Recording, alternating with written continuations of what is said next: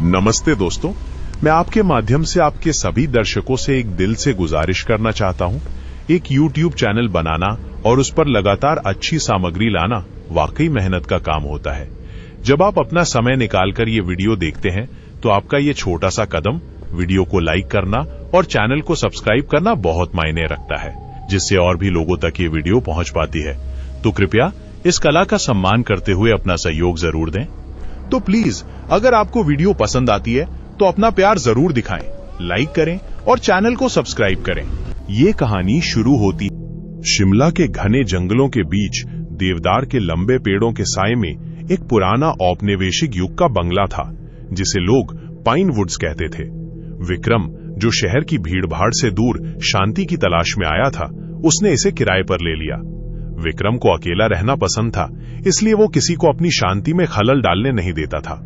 लेकिन कुछ महीनों बाद उसे अजीबोगरीब बातें महसूस होने लगी, जैसे कभी बैठक में रखी किताब की जगह बदल जाना या रसोई में किसी के चलने की धीमी आहट सुनाई देना, जबकि वहां कोई नहीं होता था।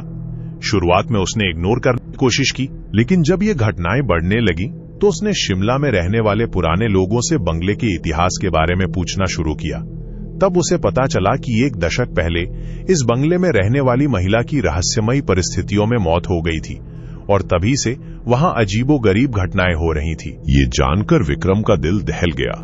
उसने बंगले के उस हिस्से की तलाशी ली जिसके बारे में कुछ स्थानीय लोगों ने बताया था। बंगले के सबसे पुराने स्टोर रूम में धूल की मोटी परत के बीच उसे एक छोटी सी डायरी मिली जो उसी महिला की थी। डायरी के पन्ने पलटते ही विक्रम के रोंगटे खड़े हो गए। उसमें अपनी मृत्यु से पहले के आखिरी दिन का ब्यौरा था, कैसे वो किसी अदृश्य साए के साथ जीने को मजबूर थी और कैसे उसने बंगले छोड़ने की कोशिश की थी लेकिन नाकाम रही थी। उस रात से विक्रम को महसूस होने लगा कि वो साया धीरे धीरे उसके करीब आ रहा है।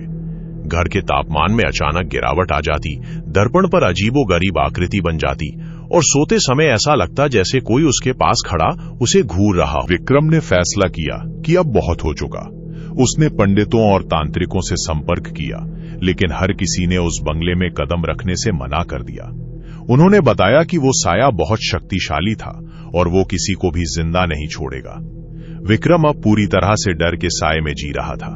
उसकी रातों की नींद उड़ गई थी और दिन का चैन भी छिन गया था।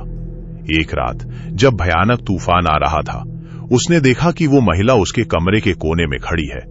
उसकी आंखें खून से लाल हैं और वो किसी भयानक बदलाव के बारे में फुसफुसा रही है। उस भयानक रात ने विक्रम की हिम्मत तोड़ दी थी।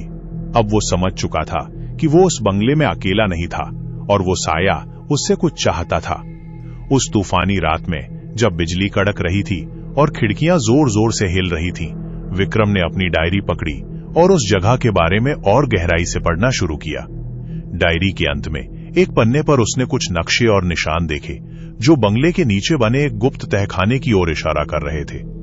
विक्रम को लगा कि शायद उस तहखाने में ही उस महिला के अतृप्त साये का राज छुपा हुआ है। बिना देरी किए विक्रम ने एक टॉर्च ली और बंगले के उस पुराने स्टोर रूम में लौट आया। वहां उसने फर्श के एक हिस्से को खिसकाया और एक संकीर्ण सीढ़ी नीचे की तरफ जाती हुई दिखाई दी। दिल की धड़कनें तेज थीं, लेकिन विक्रम के मन में उस रहस्य को सुलझाने की तीव्र इच्छा थी। वो सीढ़ियों से नीचे उतर गया। तहखाना बहुत ठंडा और दम घोटू था।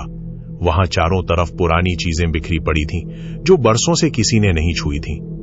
विक्रम ने टॉर्च की रोशनी को दीवार पर डाला और उसे एक पुरानी पेंटिंग दिखाई दी, वही महिला जो डायरी में बताई गई थी। पेंटिंग के ठीक नीचे एक छोटी सी लकड़ी की संदूकची रखी थी।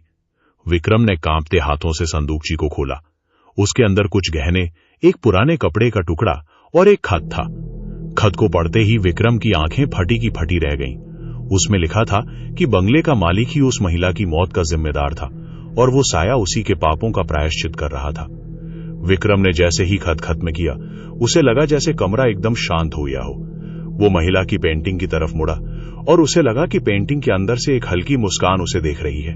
उस रात के बाद विक्रम के बंगले में एक अजीब सा सन्नाटा पसर गया, लेकिन उस शांति के पीछे एक गहरा रहस्य छिपा हुआ था। विक्रम को लगा कि शायद उसने कुछ अधूरा छोड़ दिया है, कुछ ऐसा जो उस महिला के साये को अभी भी बांधे हुए है। उसने डायरी के पन्नों को दोबारा ध्यान से पढ़ा और शब्दों के बीच छिपे हुए संदेशों को डिकोड करने की कोशिश की। वहां उसे एक नाम मिला, दीवान चंद्र, जो बंगले का पुराना ठेकेदार था। अगली सुबह विक्रम ने दीवान चंद्र का पता लगाया और शहर के एक दूर दराज इलाके में उससे संपर्क किया। दीवान चंद्र बहुत बूढ़ा और डरा हुआ था। जैसे ही विक्रम ने पाइन वुड्स बंगले का जिक्र किया, दीवान चंद्र का चेहरा पीला पड़ गया। उसने बताया कि उस बंगले में जो कुछ भी हुआ था वो एक साजिश थी, बंगले के मालिक की संपत्ति हड़पने के लिए। दीवान चंद्र ने माना कि उसने ही वो गुप्त तहखाना बनवाया था ताकि कोई कभी सच ना जान सके। विक्रम को अब पूरी सच्चाई पता चल चुकी थी। उसने उसी रात दीवान चंद्र के साथ मिलकर बंगले के मालिक को बेनकाब करने की योजना बनाई। जैसे ही उन्होंने योजना पर काम शुरू किया, बंगले में अचानक से ठंड बढ़ गई और वो साया फिर से प्रकट हो गया। लेकिन इस बार उसने विक्रम पर हमला नहीं किया, बल्कि उन दोनों को एक गुप्त दस्तावेज की तरफ इशारा किया जो बंगले के मालिक की करतूतों का सबूत था। उस दस्तावेज को लेकर विक्रम और दीवान चंद्र सीधे पुलिस के पास पहुंचे।